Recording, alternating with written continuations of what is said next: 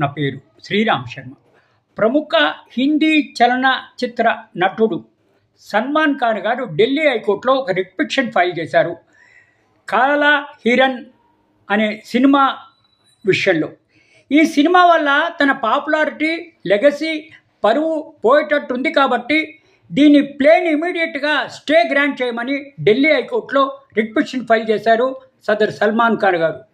ఇందులో రెస్పాండెంట్గా Amit Jani, Jain fire fox films, Akshay Pandey ఇంకా వేరే వాళ్ళని కూడా చేర్చడం జరిగింది. ఈ సినిమా ప్లే చేయకుండా ఇంజంక్షన్ కూడా అడగడం జరిగింది ఈ రిట్ పిటిషన్లో.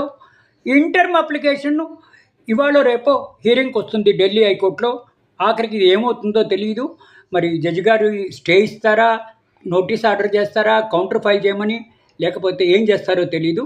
ఇందులో రిజల్ట్ని బట్టి మనకి తెలుస్తుంది. ఈ సినిమా ఆపేయండి ఇమీడియట్గా, దీనివల్ల నాకు తన పరువుకి భంగం వాటిల్లేటట్టుంది, ఇది ఆపేయండి, ప్లే చేయకుండా ఇంజంక్షన్ స్టే ఇమ్మని డిస్ప్లే చేయకుండా ఈ సినిమా ఆపేయమని కూడా ఇంటర్మ్ అప్లికేషన్ అడిగారు.